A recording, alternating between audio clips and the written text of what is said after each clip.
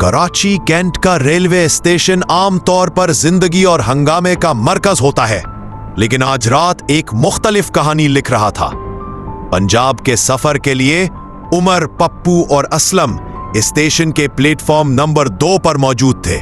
उनके चेहरों पर थकन और बेचैनी थी, क्योंकि लाहौर जाने वाली ट्रेन पराक्रम एक्सप्रेस कई घंटे लेट हो चुकी थी। रात के 12 बज चुके थे और रेलवे के ऐलान ने बताया कि ट्रेन अब रात के 3 बजे से पहले नहीं आएगी। यार, ये क्या मजाक है? पप्पू ने अपने भारी बैग को नीचे पटक कर गुस्से से कहा, अब ये 3 घंटे यहां क्या करेंगे? कैंट स्टेशन की ठंडी आटे गिनेंगे? उमर ने अपनी घड़ी को देखा। सुकून रख पप्पू, रेलवे का यही हाल है। चलो यहाँ बेंच पर बैठकर कोई गेम खेलते हैं या नींद पूरी कर लो। असलम खामोशी से एक कोने में खड़ा स्टेशन का जायजा ले रहा था। वक्त गुजरने के साथ भीड़ छटने लगी। जो मुसाफिर होटल या इंतजार गाह का रुख कर सकते थे वो जा चुके थे। जो बेचारे उन तीनों की तरह वही फंसे हुए थे, उन्होंने भी अपनी चादरें तान कर सोना शुरू कर दिया। रात का 1 बज गया था। स्टेशन पर अब इक्का दुक्का रोशनी के सुतून थे, जो हर तरफ एक परअसरार सी रोशनी फैला रहे थे। तेज हवा की सनसनाहट प्लेटफॉर्म के खाली हिस्सों से गुजरती साई साई की आवाज पैदा कर रही थी, जो किसी खामोश बैंड की तरह महसूस हो रही थी। टिकटों काउंटर के बंद शटर, खाली बेंचें और सामान उठाने वाली ट्रालियों की कतारें एक अजीब सी वीरानी पेश कर रही थी। यार उमर, मुझे यह जगह कुछ अजीब लग रही है, पप्पू ने धीमी आवाज में कहा। यह खामोशी कान फाड़ने वाली है। दिन में यहां शोर की वजह से एक दूसरे की बात नहीं सुनाई देती, और अब असलम अचानक बोला, यहां हर चीज खामोश नहीं है, सुन रहे हो? उमर और पप्पू ने गौर किया और उन्हें दूर कहीं से आहिस्तगी से कुछ खींचने की आवाज सुनाई दी, जैसे कोई भारी चीज आहनी फर्श पर घसीटी जा रही हो। आवाज कभी तेज होती, कभी धीमी, लेकिन मुसलसल थी। होगा कोई सामान उतारने वाला, उमर ने अपने दिल को तसल्ली दी, मगर उसके जिस्म में भी ठंड की लहर दौड़ गई थी। रात के 2 बजे, ये वो वक्त था जब स्टेशन की खामोशी उरूज पर थी। ऐलान करने वाले माइक भी खामोश हो चुके थे और प्लेटफॉर्म पर सिर्फ इन तीनों की सांसें और दूर से आती घसीटने की आवाज सुनाई दे रही थी।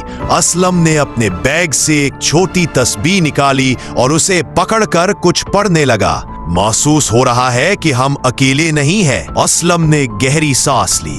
मैंने पढ़ा है कि रेलवे स्टेशंस पर ऐसी रूहें भटकती है जो हादसात में जान गंवा देती है।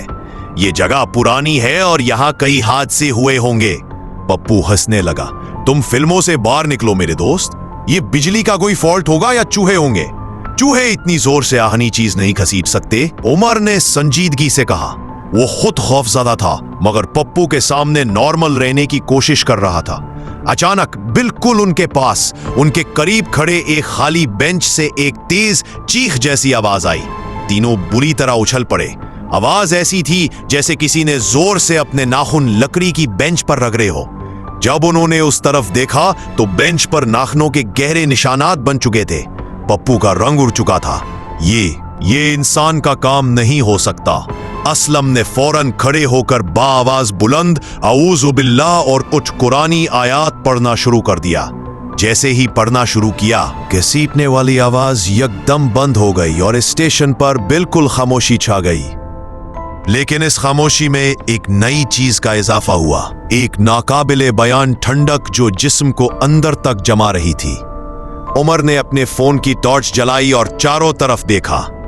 उनके सामने की पटरियों के दरमियान दूर एक कोने में एक मुबहम सी हरकत नजर आई।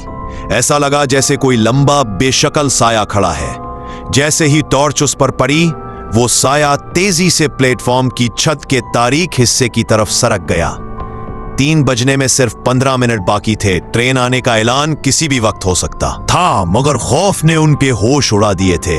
हमें यहां से निकलना होगा, उमर ने फैसला कुन लहजे में कहा।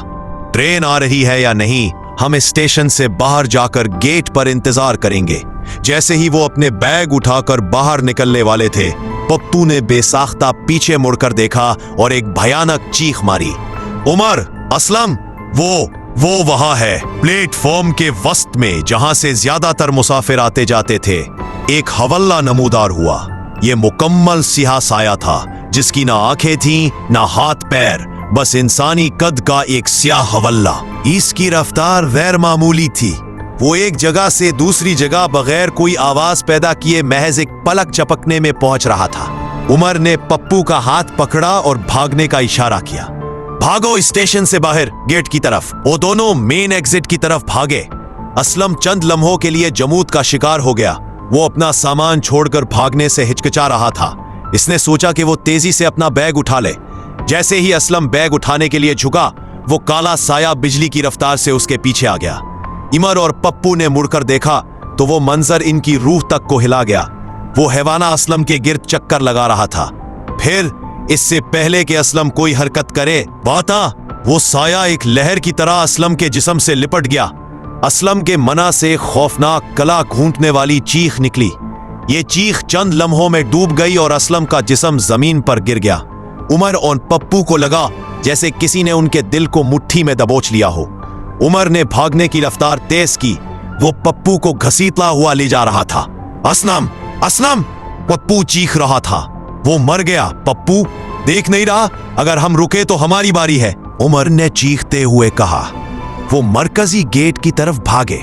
साया अब असलम के बेजान जिस्म पर झुका हुआ था और ऐसा लग रहा था जैसे वो उससे कोई चीज निकाल रहा हो। आखिरकार वो स्टेशन के बैरूनी दरवाजे तक पहुंच गए। दरवाजे पर ताला था। नहीं, नहीं, पप्पू रोने लगा। उमर ने बाहर की तरफ देखा। बाहर एक चौकीदार सो रहा था। उमर ने जोर जोर से दरवाजा पीटना शुरू किया। खोलो, खोलो दरवाजा। इस वक्त तक वो काला साया असलम के जिस्म को छोड़कर आहिस्ता आहिस्ता उनकी तरफ बढ़ना शुरू हो चुका था। उसके हर कदम के साथ ठंडक बढ़ती जा रही थी। उमर ने गुस्से और मायूसी से खाली डब्बे को उठाया और पूरी ताकत से शीशे के दरवाजे पर मारा। शीशा टूट गया और उमर ने पप्पू को धक्का दिया। जाओ बाहर, अब भागो। दोनों टूटे हुए शीशे से बाहर कूद गए। चौकीदार हड़बड़ाकर उठा और उनकी तरफ गौर से देख रहा था। दोनों दोस्त बगैर रुके भागते रहे जब तक कि उन्हें दूर एक टैक्सी नजर नहीं आई।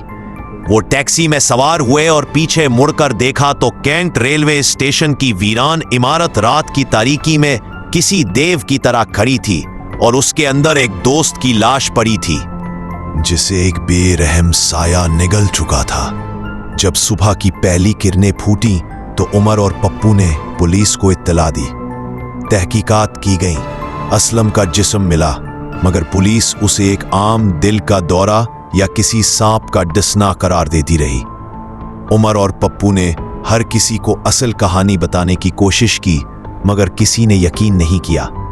वो जानते थे कि इस रात कराची कैंट के प्लेटफॉर्म नंबर 2 पर एक ऐसी हकीकत इन पर आया हुई जो उन्हें जिंदगी भर सोने नहीं देगी, और वो जान गए थे कि उनके दोस्त असलम की मौत एक इंसान के हाथों नहीं बल्कि एक खौफनाक साए के हाथों हुई है। कैंट स्टेशन के हौलनाक वाकये के बाद उमर और पप्पू की जिंदगी यकसर बदल गई। असलम का खौफनाक अंजाम उनके जहनों में नक्श हो गया था।